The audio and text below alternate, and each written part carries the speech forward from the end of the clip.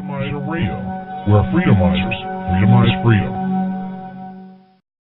And joining us right now, we have Bill Scott. Welcome in, Bill. Hey, thank you. Good to be here.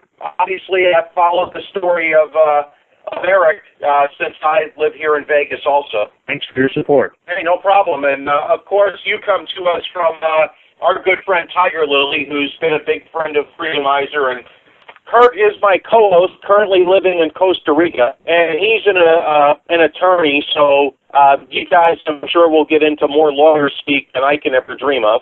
So, Kurt's not too familiar with your own and Erik's case, but obviously he's been brought up to speed over the last half hour with Jim's case.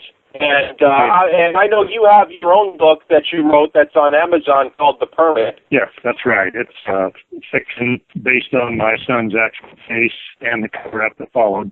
And it's a techno thriller, so the bad guys get whacked in the end. Well, I'm not, I did not attend Jim Duensing's trial, so I can't comment on specifics, and I will leave the legal aspects of that to Kurt. I just really wanted to share some of my findings and impressions, having dealt with what I call the cartel corruption that controls Las Vegas, especially the justice system out there. Excuse me. And based on what I have heard about Jim's trial, I just have to ask the question. And again, wasn't there? Based on my experience, I have to ask the question: why did it go that way so rapidly? Was this an attempt for the machine, the cartel of corruption out there, to send a very strong message to other people by making Jim an example? Just asking the question. The fact that he ran against D.A. Wolfson, that will be seen in some quarters as a real affront to the cartel. The cartel controls who gets on the ballot. The cartel controls who testifies in certain cases. The cartel determines whether a cop's shooting and killing is justified or not, and they always are in Las Vegas. Never matters what really happens. Well, one thing I've learned here, Bill, is that with every policeman that ends up killing someone, the answer is always the same. They had a knife. Well, we hear the same things over and over, Dave. Yeah, regardless, they could have been walking down the street naked with nothing in their hands, but they'll always have a knife. Here's some of their favorite terms. I feared for my life. Mm-hmm. I saw him reach for his waistband, or he made a furtive move. Therefore, I had to shoot him. Jim is very fortunate to be alive. He was shot several times, as you know. But look what happened afterwards. Only the cop's story got out and was considered valid. But with thousands of people here in Las Vegas and more across the nation, Las Vegas Metro cops and the justice system out there, especially the DA's office that worked hand in hand with Metro, they have no credibility anymore. So, despite the fact that Jim was convicted, nobody believes what the story is. And that's going to reflect very badly on the city. I would suggest that strip billionaires, pick on the names, Steve Wynn, Sheldon Adelson, Kurt Krikorian, and the Greenspons, they should really start reevaluating what's going on there. The cartel system that I have to wonder if they're part of, it has worked very well for them for many years. But that's changing. And what's changed about it? Well, one big part of it is that the dirty little secrets of Las Vegas, especially what Metro does, especially what the justice system does to people, that's becoming nationwide news. And through any number of vehicles, particularly social media and books similar to mine, people across the nation are making two choices. One group says, I was going to move to Las Vegas or going to move to Nevada when we retired. Long good reasons to, right? No taxes, et cetera, et cetera. Well, I've been told many times over the last 4.5 years, two things. I will never move to Las Vegas as a result of what happened to your son. And a lot of others that just used to go to Las Vegas for fun says, I will never go back there again. Now, what happens if that spreads and becomes the common phrase, becomes a common mantra across the nation? Don't you think the billionaires will start feeling it in their bottom line? Maybe they haven't yet, but they will. And at that point, things will be headed down the road that will end one way, I predict. It may not happen in my lifetime. But at some point, you will see tumbleweeds and sand blowing down the strip because it's totally vacant of cars. And all those tall buildings, they're going to be empty with windows broken out. That's where they're going with the kind of crap that took place after my son was killed. And I suspect after people like Jim are convicted and hopefully not incarcerated, but it can happen. Sounds over the top, perhaps, but I personally think that's the way they're headed, and that's the only outcome that's possible, unless the billionaires get a handle on the cartel of corruption there. They've got to get rid of road cops. They got to get rid of people like Sheriff Gillespie and his floppy that I think is taken over for him now. They've got to get rid of DAs like Steve Wilson. And like you were saying, that there is a lot of corruption here, and I just found out through Chris that not one cop has ever been found guilty of I forget what it's called exactly, but where he was the corrupted one and acting out of turn. A cop has been found guilty of that. That's right. My son was killed in 2010, and when we went to the coroner's inquest hearing in September of 2010, at that time, there had been 194 coroner's inquests, which were convened after a death involving an officer, a police officer. Typically it was shooting, but it could have been a traffic accident or something like that. So in 194 of these cases, over 34 years at that time, not one cop had ever been found at fault. And if you have any idea how the coroner's inquest was run there in Vegas, you'd understand why. Because only one side got to present any evidence, only one side got to call any witnesses, and the victim's side weren't really in the courtroom. We were behind the wall, not even up there where the prosecutors were, and our only input, our lawyer, could only do one thing: write out a handwritten note, hand it to the bailiff, who would hand it to the judge, who would decide whether to read it or not in front of the jury. So it was the most egregious travesty of justice I've ever seen in my life. And it just made a mockery of the American ideal of due process of law. So this is the norm in Las Vegas. Now, did Jim run into that in his case? I'm not sure. But I will guarantee you that based on what I have heard, a lot of evidence that his side, as a defendant, wanted to bring into the case and introduce was not allowed for one reason or another. So the big question now is, what will happen on appeal? And will that be appealed? If it gets out of Vegas, Jim has a chance. As long as it stays in Las Vegas, they will make an example of Jim Duensing. And the message that Las Vegas Metro and the District Attorney's Office is sending is to everybody else: do not cross us. We are in control here. We decide what the rules are, and if you dare bump up against us, we will make life miserable for you. We will destroy you. So Kurt, I think, is back with us now. I heard most of what Bill was saying, but not everything.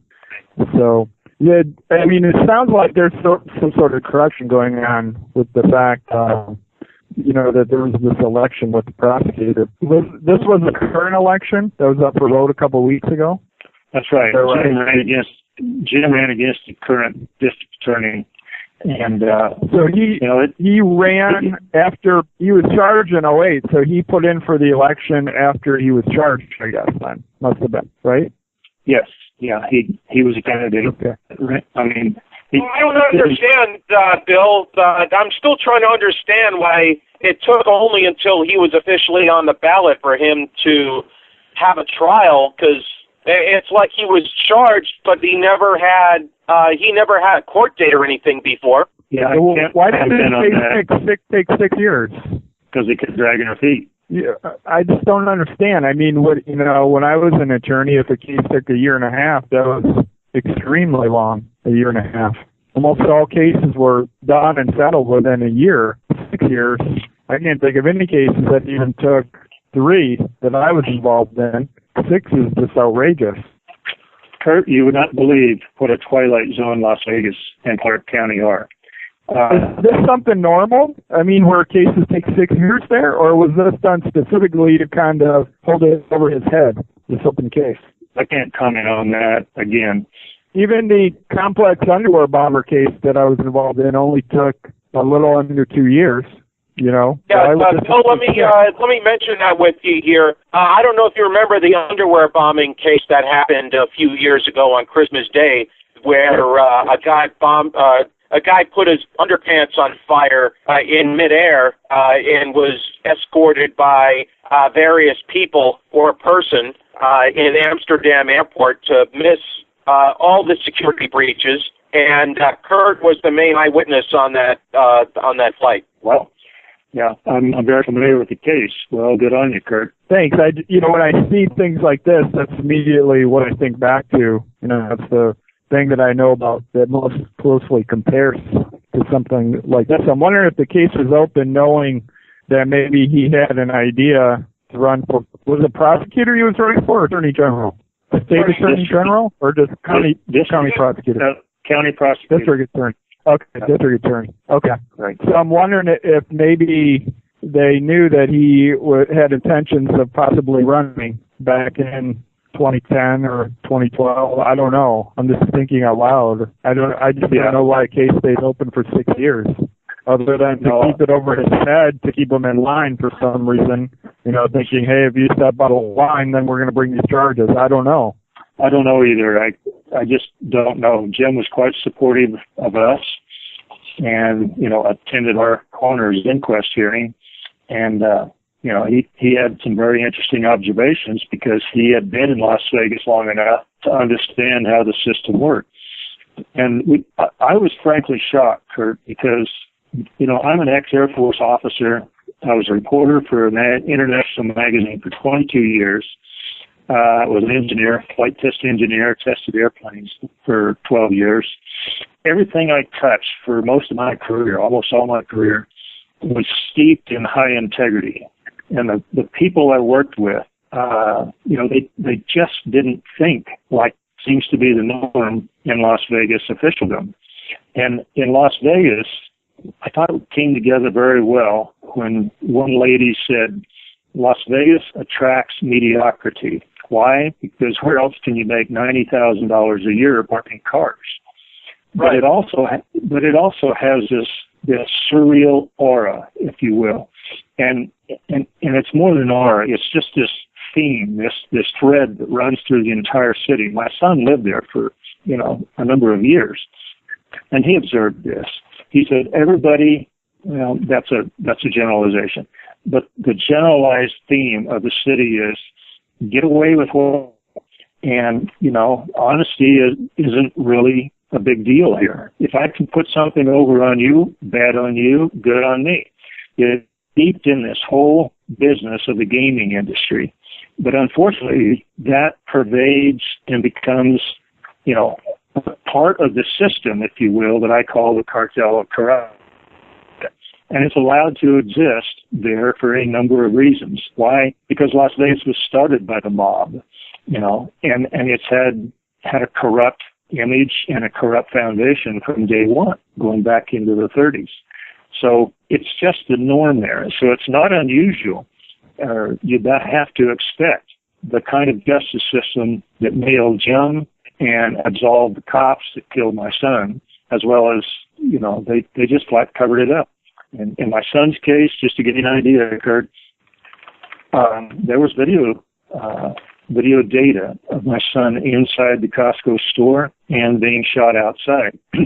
But the cops left that video data in Costco's hands for 5 days. Now, here's a homicide, and they don't grab the video immediately? No, they left it in their hands for 5 days. And in that time, Costco messed with it, and their IT contractor messed with it. So by the time the cops got their hands on it, 4% of the data were unrecoverable, even by the experts. It just happened to cover the time that my son was in the store and being murdered outside. So that is the norm for this police department around there. So when Jim had to go up against a handful of cops that said this, and this happened, and that did not happen, then it comes down to his word against a batch of cops. And I tell you, the cops have been well schooled. They have the most corrupt police union in America, right there in Las Vegas, the Las Vegas Police Protective Association. On their board of directors now, they have a serial killer cop called Brian Yant. Yant shot 3 people, killed 2 of them in just his first few years on the force, and he was benched. In other words, the sheriff put him behind the desk because he knew damn well if they put him out on the streets, there would be riots. After he killed Trayvon Martin about a month before my son was killed. So here's what the union did. They take Brian Yant and put him on their union board of directors. And what's his job? His job is to help cops involved in officer-involved shootings to get through the experience. In other words, he teaches them the right things to say, what lies to tell. And, I have no faith whatsoever in that union, in the sheriff out there, and in at least 30% of the cops, because even their own people refer to that 25 to 30% of the Metropolitan Police Department there as rogues, outlaws, just plain bad cops. It's an extremely corrupt organization. So what do you expect? Are they going to tell the truth about what happened to Jim Duensing? I don't think so. And how many witnesses were there? Very, very few. Most of them were cops. Well, Proof and I were just talking about this not only in the first hour tonight, but we talk about it almost every week. There are incidents like this we talk about every week on every show. Police doing something like this nationwide, and they get away with it. And they get away with it because people believe the cops when they're on the stand. And I just asked maybe a half an hour ago or an hour ago, at what point did the police stop getting the benefit of the doubt from people on the jury? Because it seems to me, when I was a lawyer, same thing. You put a cop on the stand, everybody believes them. They're mesmerized by the uniform and the short haircut, and they think these people are on the up and up and fighting for justice every day, when the opposite is true. They've gone away with so many violent acts and criminal acts for so many years. They basically have unchecked power now. They think they can lie and deceive and get away with whatever they want. And it's getting worse and worse every day, from their illegal seizing of money from innocent people nationwide and, chatting about it on message boards, taking billions of dollars a year, to shooting innocent people everywhere, breaking into their homes everywhere, doing illegal stops, shooting people's dogs. And it goes on and on and on and on and on. And hardly ever do they get in trouble with it. And the next thing you're going to see is the same thing in Ferguson, Missouri. Probably this week you're going to see riots when the cops down there gets off without charges from the grand jury again. It's the norm. So I don't know that it's just Las Vegas. Las Vegas may be a little worse. Maybe worse than other parts, but it's a nationwide problem. And it stems from, partially anyway, the people in the federal government. We were talking about this just before you came on, that there's an attitude in Washington that the ends justify the means. We can do whatever we want to get the desired result, and too bad for you, nothing you can do about it. And in my opinion, it's trickling down to everyday people, where it's just becoming a lawless country in the U.S., and especially the police, because they have their buddies that back them up, the chief of police that back them up, the coroner that backs them up, the prosecutor that backs them up, and most of the judges will back them up too. It's all kind of a buddy system. And that's You're exactly right. You're exactly right, Kurt. And in the book, The Permit, in Chapter 10, we walk through a lot of those questions. What changed from when I was a kid? In those days, the cops I grew up with were professionals. They were courageous people. They truly were there to protect and serve, and we had a lot of respect for them. But something changed, and I suggest in that Chapter 10 of The Permit a number of those things. And frankly, I think that the new generation of cops, what I call the 13ers, these are the 13th generation of Americans. And that term came from a book called The Fourth Turning. And they make a very good case in that book for why these people are different. Basically, they're the baby boomers' kids. They're my kids' generation. but some of them are drastically different. Many of them were latchkey kids. They grew up on their own on the streets. A lot of them were born to drug-addicted mothers, and so they're called drug babies. And one of the characteristics of drug babies is that they have absolutely no conscience. And these were the kids, as little tiny 7- and 8-year-olds. This really happened. My wife was a social worker. She saw it happen. These kids, drug babies, would put cats into a microwave, turn it on just to see what would happen. Absolutely no remorse, none. Now, they grew up, and where do you think that most of those types of kids wound up? In two demographics, criminals and cops. And there's a very small psychological difference between the two. I agree with you, Kurt. I think this is a nationwide problem, and I can make a pretty good case for the fact what I think bad cops, outlaw cops, road cops are now America's most dangerous domestic terrorists. You know, cops, all of us are 8 times more likely to be killed by a cop than a no-kidding Al-Qaeda terrorist. And yet, you know, what do we hear all the time? Oh, cops have this very dangerous job. They have split seconds to make proper decision, shoot or not shoot. Everybody's out to get them on the street. No, the facts don't support that at all. Crime has been steadily going down in the last few decades, even as cops have gotten more and more militarized and gunned up. Right now, a cop is 130 times more likely to be involved in an act of misconduct than he is to be killed or injured in the line of duty. Cops don't even make the top 10 of the Labor Department's most dangerous jobs and careers nowadays. They fall outside the top 10. I worked in flight tests, and I was not a test pilot. I was a flight test engineer, but test piloting still is in the top 10.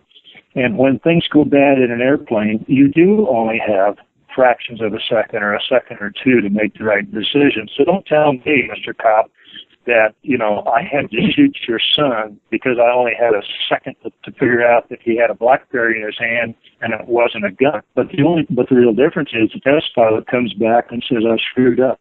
He doesn't lie. Cops lie. And you, Kurt, having been in the courtroom, you know exactly, especially if there's an officer-involved shooting involved, cops lie every single time, do they not? It seems that way. You know, I don't have a lot of personal experience with that, but, you know, it seems that, well, they get away with anything. They still have unchecked power. They do. This point. A lot of that.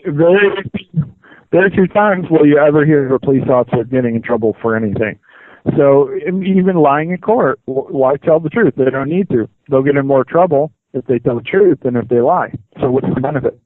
Yeah, there's absolutely no deterrent. There's no deterrent to them shooting. There's no deterrent to them lying. But I think it's a very dangerous, slippery slope. You know, as a result of the nightmare I've been through over the last 4.5 years, I've had so many people come to me, and they are furious over exactly what you're talking about, because it happens all the time, every day. Right now, cops are killing an average of 3 people a day across. They're going to top 1,000 this year.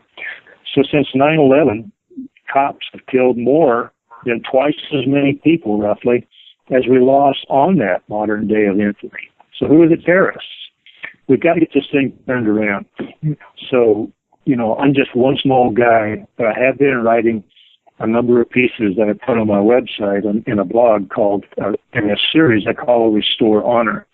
And I honestly think that we have to restore honor to what was once an honorable profession, that of peace officer.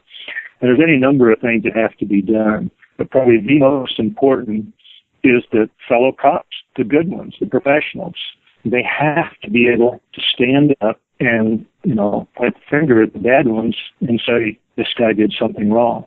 They have to get away from this stupid blue wall approach that says we all lock arms and surround the killer or the miscreant, even though we did something wrong and we know it, but we all have to stand together because it's us against them. Well, them are the very people that are paying their salaries. It's us, you and me, the taxpayer. And yet they don't serve us, they serve each other. We've got to change that system somehow. And, you know, I put a few tips forward at the end of every one of those blogs on my website. And I don't know if anybody's paying any attention or not, but if we don't hurry up and get that solved, if we don't get rid of the bad cops, if we don't turn this corrupt system around and restore honor to law enforcement, I really think that we're going to see outright armed rebellion. And we're very close to it right now. And as you mentioned, it could start in Ferguson as soon as that grand jury reports out. But let me jump in here with a couple of points, and then Chris in Vegas wants to talk to you, so I'm going to let him back in.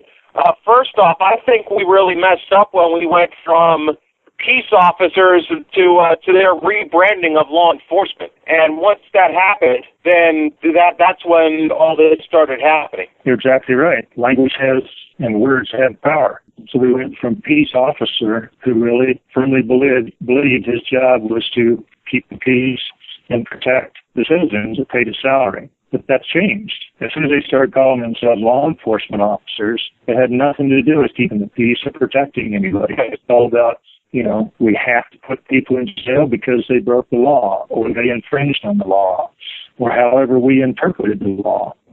And I'm afraid that's what happened to Jim Duensing myself. Right, and a lot of what's happened where 2, 3, 4 generations ago, the goal was to see what we can do to rehabilitate people. Instead, it's just a matter of nowadays, it's all about the more people we have in the prison system, the more taxes we can ask for, and the more everybody gets a raise because it costs X amount to house prisoners. And so it's become a financial game. Whereas before it was, obviously we want people to do their time, but we want to make sure everybody's rehabilitated on the way out so they don't come back. You're absolutely right. But let me ask one other question here, though, Bill. And Kurt, feel free to answer as well. With Ferguson, it's expected that everybody's going to side with the cops. And a civil war could potentially break out. Is Obama going to be the one that will try to rein in the police, or is this just business as normal and whoever dies in a quote unquote civil war is just collateral damage? Obama will not try and rein in the police. Obama wants a civil war so he can crack down more on people's rights. So, no, he won't bring them in. Now, he may make lip service to it because the victim there is an African-American. But as far as action, he will take no action. He wants a civil war. Right, I kind of feel that, but at the same time, it looks bad on him if he's not at least doing something. And I'm not saying he has to go full force and do a 180. To me, it just feels like he has to do something against cop on innocent black kids' crime. It just feels that way. No, I don't agree. I don't agree. He'll come out and make a speech, and he'll say, look, it's not my obligation to interfere with, a state. That's the job of the governor to handle that, and the situation's unfortunate. This could have been my son that died, and this sort of thing, and he won't do anything. He did speak out quite a bit about the Trayvon Martin. So, having yet another case, it just seems like he should. I'm not saying he has to go all in, but he has to at least go 5% in, I think. From my sources inside law enforcement, even at the national level, they said that when Ferguson erupted in August, the White House was scared stiff, and so was the Department of Justice. That's why they poured in those 40 agents who said, we're going to do our own investigation. They did their own autopsy, etc. Here's what worries them to no end, that whatever happens in Ferguson is going to spread across the nation. And we've been seeing news stories over the last few days for preparations are being made in all the large cities, especially those cities like Albuquerque and Las Vegas, and to some degree Atlanta and Los Angeles, where they've had serious problems with cops killing people. Albuquerque's had some serious uprisings. Right. Even one city council meeting, I think it was, where the mayor and the chief of police had to be hustled out the back door because people were trying to make citizen arrest on them. So they're very worried that whatever happens in Ferguson, that it won't just be a Missouri problem. All of a sudden, it's going to be a nationwide problem. And that's exactly what many of us have been warning about through books and a lot of people that are speaking. and saying you better rein in these crooked cops before it's too late. Because there's still a lot of good ones out there. And I personally do not want to see the good ones harmed. But I would like to see the bad ones put behind bars. See, I think all these crooked cops are a direct product of Washington. They know that there's going to be civil unrest in the United States shortly because of all their corrupt policies and laws, the people not having a voice, rigged elections, et cetera. And they are participating in the militarization of nationwide police forces by giving them these armed vehicles, military-style weapons, armored gear, et cetera, arming them and giving them enough body armor where they feel even more invincible, along with, what we talked about earlier, that they never get prosecuted anyway. So they can just sit back and say we're basically untouchable. So I think this is directly related to Washington. I'm about halfway there, Kurt and Bill. I think that they don't mind there being a civil war and actually want one, as long as the president isn't being told that he's the one responsible for it. I think that he wants it to happen more organically and not everybody pointing the finger at the president. Well, I think he's very worried it'll spin out of control because, they literally are playing with fire here. And the whole idea that you can have a bunch of drone cops, and there are a bunch of them, that will just do whatever they're told, I have a feeling that if it came down to, okay, guys in blue, start shooting Americans, a lot of them won't do it. And that's what scares this president. He's got his own army. Michael Bloomberg said that NYPD, they're in New York with his army. I think they're overreaching. These guys don't live in the real world, but a lot of the good cops do, especially many of the sheriffs. Sheriffs are citizens' last line of corrupt government. And some of them stepped forward and said, right here in Colorado, they have stepped forward and said, we will not enforce these unconstitutional laws that were passed a year ago here in this state, under the guise of gun control. So that's going to happen over the U.S.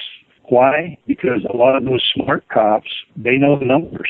There's over 100 million, roughly a third of Americans that are now armed, and are armed well.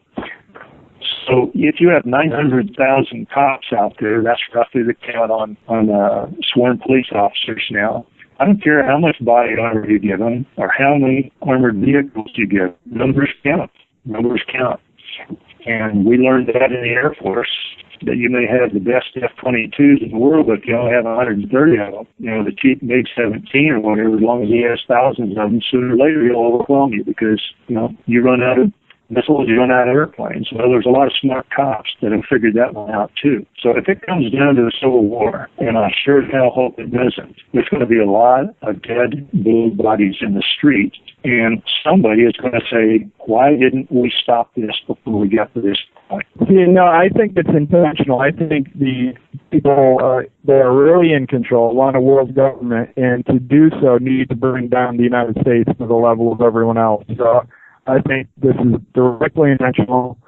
They'll be done while Obama is president, as he is completely in line with their agenda. And they're going to use an event like this to strip away more civil liberties, tear the Constitution up completely. But I think it's completely staged, and they want an event like this to happen to go further with their agenda. And I don't know if Ferguson did or not. I was thinking more of the lines of ISIS coming in with a dirty bomb and blowing up one of the big cities in the U.S., ISIS being controlled by the federal government. Well, something like that, Kurt, I think they would much prefer, because if something happens in Ferguson, every side points the finger at the likes of Obama for he had somewhat of control over this, and he's supposed to be in support of the African American community.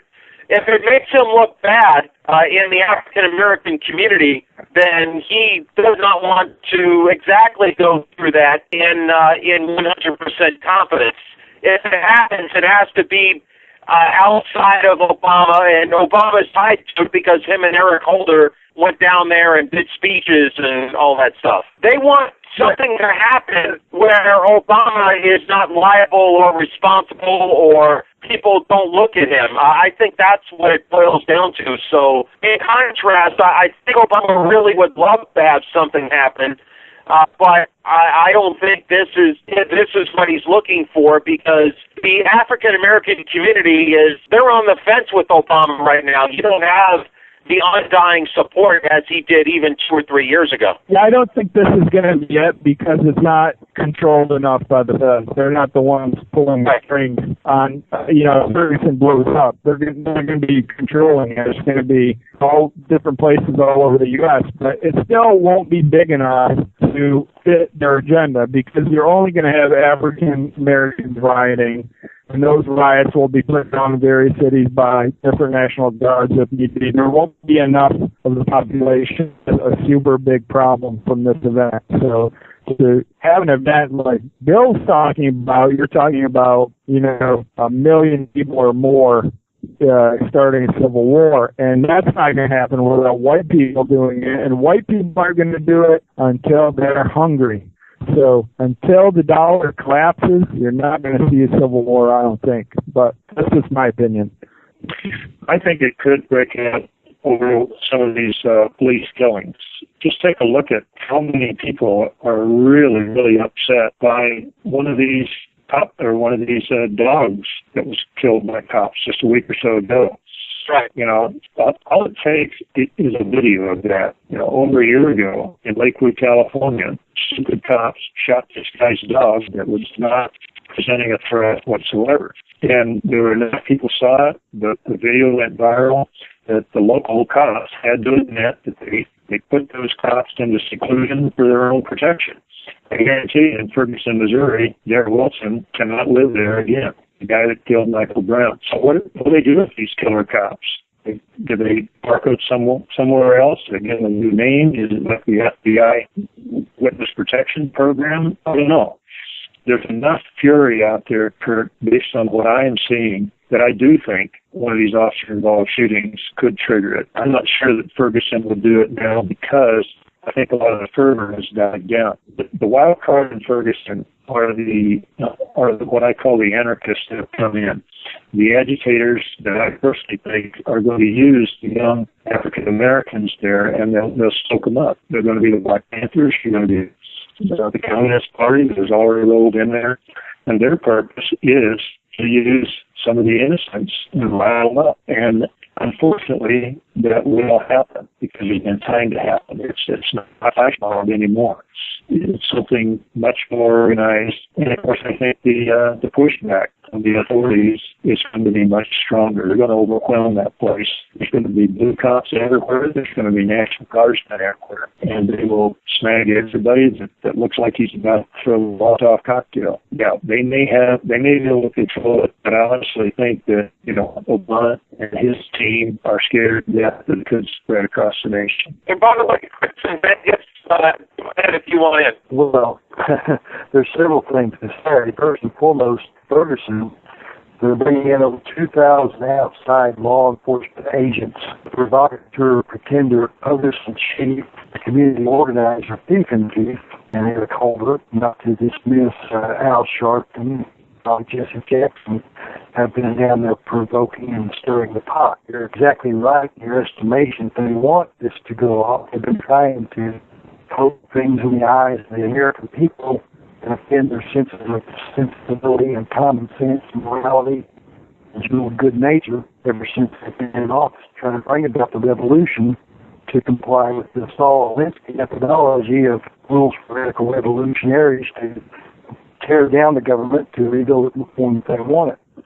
I will suggest that perhaps Mr. Scott, and I certainly am always pleased to be sharing airways with him and have deep regrets about his son, but I think that you're coloring them as the cartel is probably a little bit inaccurate. I think cabal, an assembly of worshippers of law, is probably more precisely correct to most of these demonics that were out there murdering, robbing, raping, and pillaging instead of protecting and serving. I can accept that. And I have been on the air with you before on a couple of different locations, I'm sure, and I suggest you might want to talk with me, because you really do need to bring a wrongful death lawsuit that the states habitually are noted well for abusing the rights of the people within them. And we did file a wrongful death lawsuit, and we filed one against Costco too. But the short version is the system won.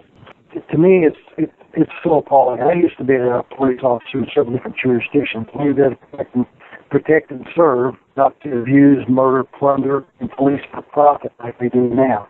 And this mercenary tactic of the police has been converted to private mercenaries. The sheriff has moved to be an administrator, and the controlling language that the boards of supervisors and city councils use is subject to the power of the board of commissioners and the board of the council. And they control them with the purse strings that they control to pay the salaries to keep them obligated and under control and to do what they say. And your observations about the minion that's coming in to take the lame duck sheriff Gillespie's position is exactly right. He's a FEMA-trained fusion center operator and been to the FBI Crisis Event Management Actors School. And I think he was precisely involved in the CC's staging of that event and using it to deliver the crisis go to waste to basically to dress the scene to get the maximum political effect. And it's certainly not without consideration that the Duensing case was held off until a politically advantageous time to bring it forth when it was really close to the election. That can't be without escape from inquiring minds. I think you're exactly right, Chris. Those are good observations. A very astute and critical thinker, and your observations are very valuable, precise, and accurate. And I certainly admire you for having the strength to carry on. I'm sure that you do so in the honor of your son and in spite of what these other criminals have done.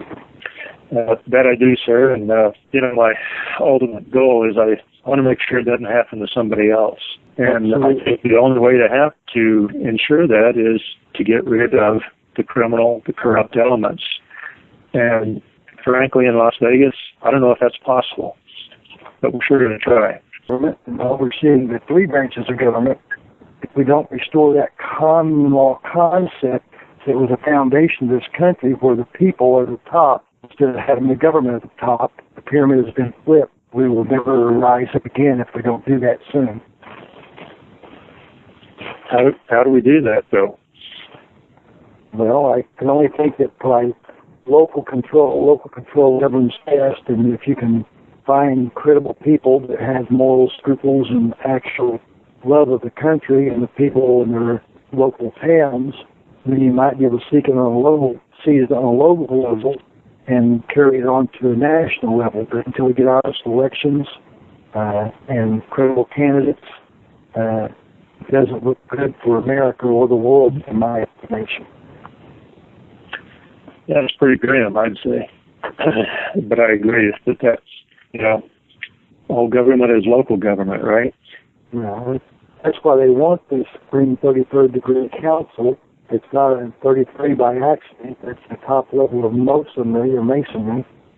And that's to have foreign bureaucrats who have no knowledge of what goes on, so they don't pay attuned to the miseries that the people they govern have to suffer through their policies, because they're far away removed in the elitist neighborhoods, far away from the people who have to suffer their policies. And this is what we're moving into, a new world order of one world global rule. Well, it sounds so ethereal and large, but I have to tell you, when it comes down and takes one of your family members, it becomes very real. And at that point, each one of us has to say, what am I willing to do to stop this?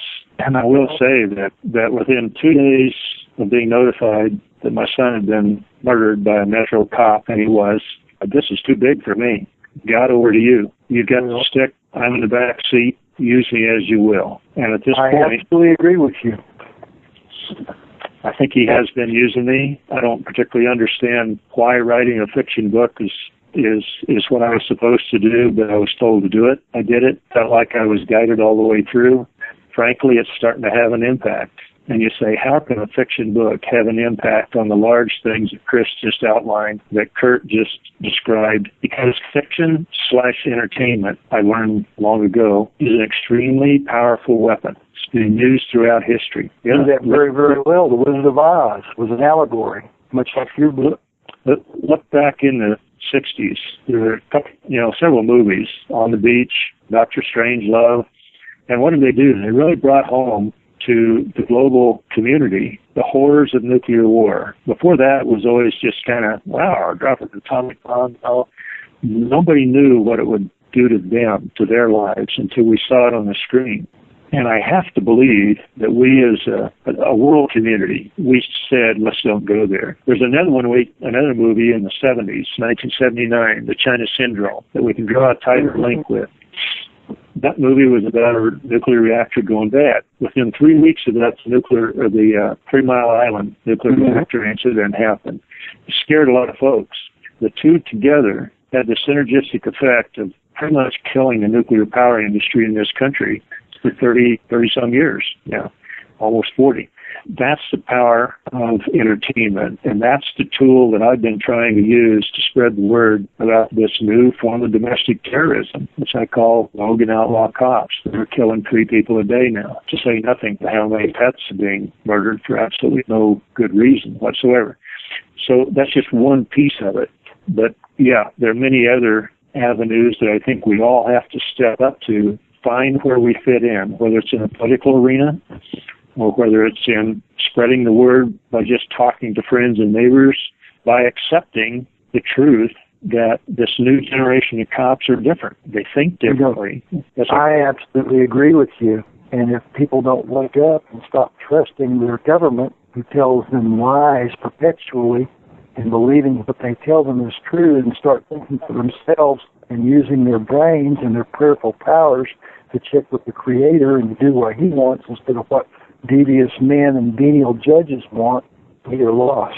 This problem could be solved by Washington in one day. The fact is, Washington likes this. They want people to be scared of the police. They want people to be scared of the military. And it's not going to be fixed until there's a revolution in the United States. Might not like me saying that, but it's the truth, and that's what it's going to take. I think we're headed for revolution, too, trying to do whatever we can to avoid it. Either they'll win, where it's like this in the United States, just worse permanently, or it'll go back to being how it was back in 1776 in this country when the U.S. was founded on principles of freedom. It'll go one way or the other. But nothing is going to be changed by voting. The elections are also corrupted. And it's Washington that's not only in control of the U.S., they're attempting to control the entire world by bullying, bribing, and bombing. So this isn't going to go away. It's going to get progressively worse until it all blows up, and then whoever wins the Civil War, what you want to call it, will determine the course of the country in the future. It could easily be solved by Washington. They make a federal law, all alleged illegal activity done by cops is taken in front of a citizen grand jury with an independent prosecutor that's not part of the county prosecutor's office, but is some independent lawyer selected from the bar of that county or maybe a different county. Your name's drawn out of a hat, and for that day, in that case, you're the prosecutor. And that's it. You have open access to all the evidence, and you put on your case against the cop in front of a grand jury, and they decide. It would be that easy. And maybe even have a member of the bar act as judge also. That way you're not part of the criminal justice system. You're just a member of the bar, and maybe you take someone from an adjoining county, or maybe, I don't know, but just someone that's not that closely tied to the criminal judges, prosecutors, and police. And that could be done easily by federal law, sweeping nationwide, but they don't want to do it. Do it in fiction, Kurt. Lay it out as a story, exactly how it ought to go. Might be surprised the impact it'll have. Well, I took a different tactic. I put 2,000 hours of my own time into my own case, and granted, I didn't have a family member pass away, but I had the federal government starting fires on my flight at 20,000 feet that drastically affected my life. So, and the video that would have proved everything I said about his boarding was hidden by Judge Nancy Edmonds permanently. Nobody's ever seen it. So I know all about hidden videos, too. Cops lying, prosecutors lying, and how it affected my life. And the federal government tried to destroy my reputation after that. So I know all about these kind of stories, although the only difference is I didn't have anyone in my family die. But I completely understand how corrupt the system is. and it's not going to change until the problem is over 50% of the people in the United States are getting some government benefits of some kind.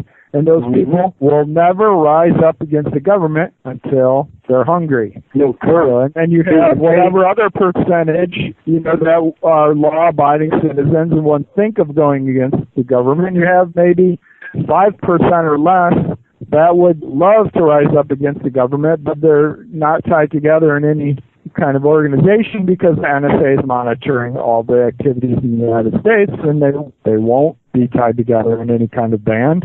Until they all see each other out in the streets. But what that's going to take, I don't know. Well, the corruption knows no bounds. Remember, the ends justify the means. So whatever it takes to justify whatever their goal is, their goal being one world government, which requires the U.S. being taken down to the level of other countries, whatever the ends are to justify that means. The ends are extreme acts like this, taking away people's rights permanently, letting the federal government or state government or police force have complete control, including over who lives and dies. That's what you're seeing. The ends justify the means. So it's not going to stop. It's going to get worse. What do you think their goal is, Kurt? The goal is to have a one world government with an electronic currency. So if the government does not like you for some reason, they will delete you from the currency and take all of your money with the click of a button, and they'll have complete control over your life. You won't be able to go to another country. Cyanide in the microchip, so if you act up, then they can just deactivate your microchip, and you'll end up dead because the cyanide will kill you. Yeah, they could do that too, or force vaccines on everyone with some kind of element in it that allows them to kill you. I don't know. There are all kinds of different theories, but what they definitely want to do is have a one world government where they control the currency, and it's an electronic currency. Everything else is side goals, if you will. That's the number one goal. But they have to take the U.S. down to the level of other countries. The U.S. can't have the highest proportion of wealth, and freedoms, and this huge military. They have to come down to scale with the other countries, so other countries will go up, the U.S. will come down, where there's more of a balance, and then there can be a one world government. Because if the U.S. is prospering so much, the people won't stand for a one world government in the U.S. So, there needs to be strife, there needs to be people starving in the streets, endless wars, and this will be sold to the people as a way to stop wars permanently, because you won't have warring countries. We can all share, get along in harmony. There won't be any corruption with taxes or anything, because all the money will be monitored. All the 1% will have to pay their fair share, because the government's going to monitor all the money and transfers and income and everything. And this will be the fairest way for everyone in the world to get along in harmony forever. That's what it will be sold as. But first, a lot of strife has to come to the U.S. So we're currently in that step. It's a long step, but, I don't know what the end point will be, but that's currently where we're at. We may be closer to it than you think. You may be familiar with Michael Savage's book, Stop the Coming Civil War.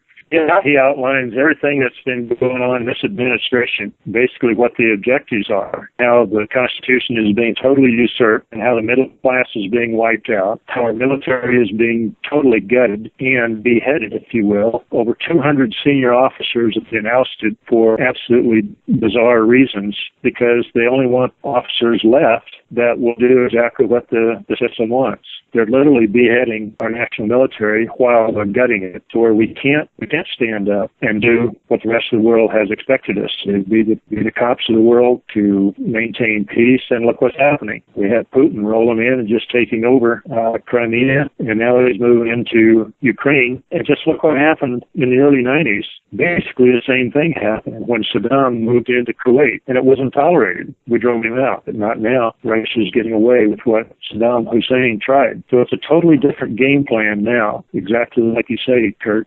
Michael Savage does a pretty good job of laying that out in very understandable terms in the book. I recommend it. The only thing I would disagree with you on, with what you just said, is it's not this current administration. Both Democrats and Republicans play on the same side of the fence. The Bush administration was just as bad, in my opinion, being equally behind 9/11 with Saudi Arabia and Israel, not Muslim terrorists. Those three worked together to pull off 9/11 because Bush is a globalist, as is Obama. And Bill, I know we've had you for over an hour, and I want you to promote the permit real quick before we go.